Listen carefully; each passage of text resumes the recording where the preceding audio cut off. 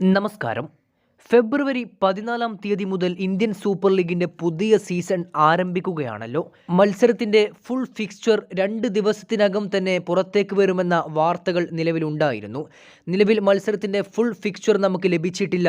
എന്നിരുന്നാലും ഫെബ്രുവരി 14-ാം തീയതി ഉദ്ഘാടന മത്സരത്തിൽ ഏറ്റുമുട്ടുന്ന ടീമുകളുടെ കാര്യം അപ്ഡേറ്റ് നമുക്ക് ലഭിച്ചിരിക്കുന്നു. ഓപ്പണിംഗ് ഡേയിൽ 2 മത്സരങ്ങൾ അരങ്ങേറും. മോഹൻ ബഗാൻ സൂപ്പർ ജയൻസും കേരള ബ്ലാസ്റ്റേഴ്സ് എഫ്.സിയും തമ്മിൽ ഒരു മത്സരം കളിക്കും. പിന്നീട് അന്നേ ദിവസം മറ്റൊരു മത്സരത്തിൽ ഇന്റർ കാശിയും എഫ്.സി ഗോവയും തമ്മിലും പോരാടും. ബ്ലാസ്റ്റേഴ്സിനെ സംബന്ധിച്ചിടത്തോളം അവരുടെ 4 വിദേശ താരങ്ങളും ടീമിൽ ഇപ്പോൾ ഇല്ല. ഇപ്പോൾ അവശേഷിക്കുന്നത് 2 വിദേശ താരങ്ങൾ മാത്രമാണ്. ദുസാൻ ലഗോട്ടറും അതുപോലെ തന്നെ കോൾഡോ ഒബിയേറ്റയും.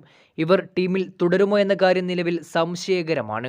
ടീം വിട്ടാലും അത്ഭുതപ്പെടാനൊന്നുമില്ല. ഏതായാലും ഈ 2 വിദേശികളുടെ കാര്യത്തിൽ എന്ത് സംഭവിക്കുമെന്നത് നമുക്ക് വരും ദിവസങ്ങളിലായിട്ട് കണ്ടറിയാം. കൂടുതൽ കായിക വാർത്തകളും വിശേഷങ്ങളുമായിട്ട് വീണ്ടും കാണാം.